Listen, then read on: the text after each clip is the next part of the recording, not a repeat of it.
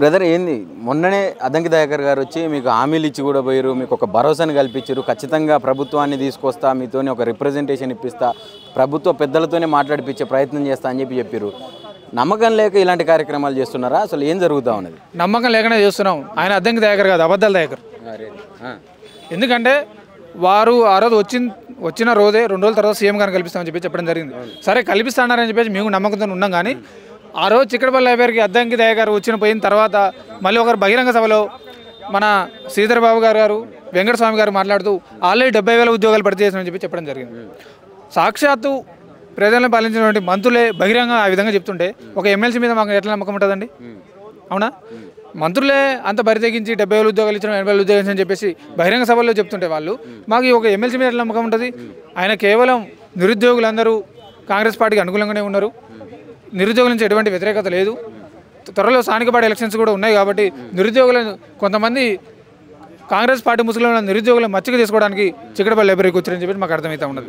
ఎందుకంటే గతంలో ఎందుకు రాలేదంటే బ్రదర్ అంటే ఇప్పుడు మనం ప్రజెంట్ నిలబడ్డటువంటి పార్కులో కూడా నిరుద్యోగులను కొట్టిన పరిస్థితి చూసినాం మనం. స్టార్టింగ్ ప్రభుత్వం ఏర్పడిన వెంటనే నిరుద్యోగులు ఇట్లనే ధర్నాలు కావచ్చు, నిరసనలు కావచ్చు తెలిపే ప్రయత్నం చేసినా కూడా దెబ్బలు కొట్టిన పరిస్థితి చూసినాం. అప్పుడు అద్దంకి దయాకర్ కనపడలేదంటారా? అసలు ఏం చెప్తారు? మొన్న రావడాన్ని ఎట్లా చూస్తారు మీరు? అప్పుడు ఆయనకి అవపడిన ఆయన కళ్ళు మూసుకొని పోయి ఉంటాడు నాకు తెలిసి. ఇప్పుడు ఎందుకంటే త్వరలో స్థానిక సంస్థల ఎలక్షన్ బాడీ ఉన్నాయి కదా, మరి మచ్చిక చేసుకోవాలి కదా నిరుద్యోగులని. సరే వాళ్ళ సమస్య అంటే నాకు తెలిసి ఆయనకు కూడా సీఎం రేవంత్ రెడ్డి చెప్పే యాక్సెస్ లేదనుకుంటాను నేనైతే. కానీ ఏదో మధ్యలో ఒక ప్రాపగాండ సృష్టించి నేను రేవంత్ రెడ్డి దగ్గరికి వెళ్ళినా, మీ సమస్యల గురించి చెప్పినా, త్వరలో రేవంత్ రెడ్డి గారి దగ్గర తీసుకెళ్తా అని చెప్పి నేను ఒకటే మాట్లాడుతున్నా స్ట్రైట్గా. సీఎం రేవంత్ రెడ్డి గారికి మాత్రం నిరుద్యోగ సమస్య గురించి తెలియదా? డైలీ ఇంటెలిజెంట్ రిపోర్ట్ పోదా? సుమారు 3 రోజులకోసారో 4 రోజులకోసారో వారానికోసారో ఏదో ప్రోగ్రామ్ చేస్తూనే ఉన్నాం. దీక్ష చేయడమా, ధర్నా చేయడమా, ఉద్యమం చేయడమా, ఏదో ఒకటి చేస్తూనే ఉన్నాం. సీఎం రేవంత్ రెడ్డి ఇంటెలిజెన్స్ చెప్పదా? కానీ ఇవన్నీ తెలిసి కూడా మధ్యలో నాటకాలు ఆడుకుంటూ మళ్ళీ నిరుద్యోగులను మభ్యపెట్టే ప్రయత్నం చేస్తూ ఉన్నారు. మేము మరీ చెప్తున్నాం, ఇప్పటికైనా మేలుకోండి. ఆల్రెడీ నిరుద్యోగ నిరసన సగం మీకు తగిలింది, తగులుతుంది అని చెప్పి చెప్పలేదు, ఆల్రెడీ తగిలింది. పూర్తిగా బట్ట కాలకముందే ఇప్పుడైనా మేలుకోరి. ఇప్పటికైనా సరే మీరు జాబ్ క్యాలెండర్ ప్రకారం ఇస్తున్నటువంటి police SI and constable notification కానీ, గ్రూప్స్ నోటిఫికేషన్ కానీ, జీపీఓ నోటిఫికేషన్ కానీ, డిఎస్సీ నోటిఫికేషన్ కానీ, పవర్ సెక్టర్ నోటిఫికేషన్స్ కానీ అన్ని నోటిఫికేషన్ తక్షణం విడుదల చేయాలి. మీరు కోరుకునేది ఓన్లీ నోటిఫికేషన్లైనా? మళ్ళీ ఇప్పుడు జాబ్ క్యాలెండర్ని ఆల్రెడీ బొందబెట్టినావు, అది వర్ధంతి కూడా చేస్తూ ఉన్నారు అని చెప్పి చెప్తా ఉన్నారు. జాబ్ క్యాలెండర్ కోరుకుంటారా నోటిఫికేషన్?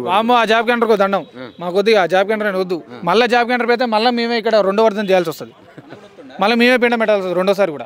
ఆ జాబ్ క్యాలెండర్ మాకు వద్దు, మీకు దండం పెడుతున్నాం. ఆ జాబ్ క్యాలెండర్కి ఆ జాబ్ క్యాలెండర్ వద్దు, పాడొద్దు, ఆ త్వరలోనే పదం కూడా అసలు వద్దు. మాకు ఉద్యోగం నోటికి విడుదల చేయండి చాలు. ఆ జాబ్ క్యాలెండర్ ఇప్పటికే 2 సార్లు పెట్టారు. త్వరలో నిరుద్యోగుల దగ్గరికి సీఎం రాబోతా ఉన్నాడు.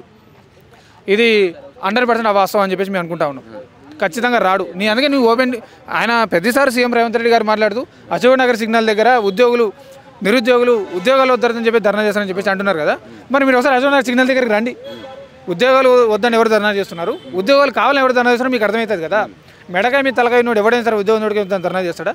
అంటే ఆల్రెడీ ఒక్కొక్కరికి 5-6 ఉద్యోగాలు ఉన్నాయి, ఇంకా మాకు చాలు ఉద్యోగాలు. తెలంగాణ ఉద్యోగాలు ఇచ్చడంలో టాప్ అయిపోయింది, ఇక వద్దు. తెలంగాణ మంచిగా ఉంది, మంచి అందరికీ ఉద్యోగాలు ఉన్నాయి, వద్దు, ఎక్కువైపోయినాయి. ఒక్కొక్కరు ఏదేమైనప్పటికీ గతంలో బస్సు యాత్రలు చేసిర్రు, ప్రచారాలు చేసిర్రు ఇదే కాంగ్రెస్ని గెలిపించడం కోసం. ఆ రోజు మీ ముందలుండి విద్యార్థులకు, నిరుద్యోగులకు నాయకత్వం వహించినటువంటి వ్యక్తులు ఈరోజు అసలు ఆ విద్యార్థులకు కాంగ్రెస్ బస్సు యాత్రకు కాంగ్రెస్ పార్టీకి సంబంధం లేదు, మేము ఎవరం కూడా అందులో పాల్గొనలేదు, నేను ప్రారంభ సభలో లేను, ముగింపు సభలో లేనని చెప్పి ఒక ఎమ్మెల్సీ మాట్లాడుతున్నటువంటి మాటలు ఏం చెప్తారు అసలు దీనికి? ఆ రోజు ఎలక్షన్స్ ముందు ఈ దొంగలందరూ లైబ్రరీ చుట్టూ 3 నెలలు తిరిగినారు, దొంగ లెక్క తిరిగినారు లైబ్రరీ చుట్టూ. చదివేటోళ్ళు చదివనీయకుండా ఒక 3 నెలలు బుక్కులు ముయ్యండి, కాంగ్రెస్ పార్టీకి ఈ ప్రచారం చేయండి, మన పార్టీ అధికారులకు వచ్చిన తర్వాత ఉద్యోగ నోటిఫికేషన్ వస్తాయని చెప్పేసి అన్నారు. కానీ వాళ్ళకు ఉద్యోగాలు వచ్చినాయి, మరి మా నిరుద్యోగాలు కావాల్సిన మా ఉద్యోగ నోటిఫికేషన్ ఎక్కడ? మేము లేము, అసలు కార్యక్రమాలలో మేము పాల్గొనలేదని చెప్తున్నాడు బల్మూరి వెంకట. ఓడదైన తర్వాత తెప్పదగలు పెట్టే రకాలు ఇవన్నీ. ఎందుకంటే ఎందుకు లేవు? మొన్న కూడా నువ్వు ఒక దాంట్లో మాట్లాడుతూ 2 లక్షల ఉద్యోగాలు ఇస్తామని చెప్పేసి మేము ఎక్కడ చెప్పలేని చెప్పి చెప్తా ఉన్నాం. ఆ రోజు మీరేమో నోటిఫికేషన్ అని చెప్పేసి మీరే చెప్తారు, 2 లక్షల ఉద్యోగాలు భర్తీ ఎక్కడ చేయాలని చెప్పేసి మేమే చెప్తారు. ఇన్ని మాటలు చెప్తుంటే మా నిరుద్యోగులందరూ ఏం కావాలి?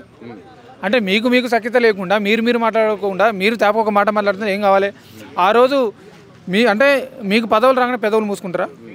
ఆ రోజు మైకు దొరికితే సందు లేకుండా మాట్లాడేటువంటి మీరు నిరుద్యోగ సమస్యల మీద ఈరోజు ఎందుకు బయటికి రావట్లేదు? నాకు పేర్లు చెప్పడానికి కూడా భయం లేదు.